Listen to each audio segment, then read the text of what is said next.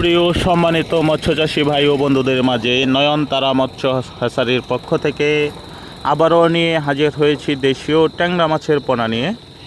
দেশীয় ট্যাংরা মাছের পোনা কিভাবে চাষ করবেন, কিভাবে আপনারা লাভবান হতে পারবেন, বিস্তারিত জানতে অবশ্যই আমাদের ভিডিওটি ধৈর্য সহকারে দেখবেন। আর দেশের বাহির থেকে যারা আমাদের ভিডিওটি দেখছেন অবশ্যই আমাদের চ্যানেলটি সাবস্ক্রাইব করে দিবেন, কমেন্টের মাধ্যমে আপনাদের মূল্যবান মতামত জানাবেন। তো প্রিয় মৎস্যচাষী ভাই বন্ধুরা, আপনারা যদি দেশীয় ট্যাংরা মাছ চাষ করে লাভবান হতে চান তাহলে অবশ্যই এককভাবে চাষ করবেন। এককভাবে চাষ করলে প্রতি শতকে 1500 পিস করে পোনা দিতে পারবেন, এবং যদি মিশ্র চাষ করেন তাহলে প্রতি শতকে 800 বা 700 পিস করে পোনা দিতে পারবেন।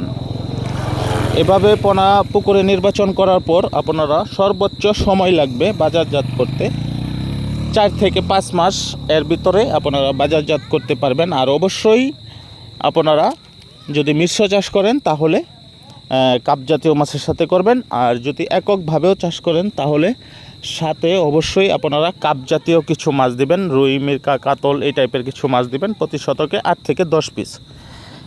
এভাবে পুকুরে পোনা নির্বাচন করার পর আপনারা খাবার চালিয়ে যাবেন কন্টিনিউ প্রতিদিন। আর এগুলো অবশ্যই খাবার খুব কম প্রয়োজন, খুব কম খায়। অন্য মাছের তুলনায় দেশীয় ট্যাংরা মাছগুলো কিন্তু খাবার খুবই কম খায়।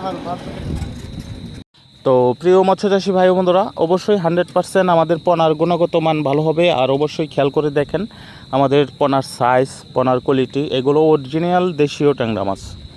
যে দেশীয় ট্যাংরা মাছ আগে নদী খাল বিলে পাওয়া যেত তা এখন কৃত্রিম প্রজন্মে উৎপাদন করা হয়। তো দেখুন আমাদের পোনার সাইজ এবং পোনার কোয়ালিটিগুলো।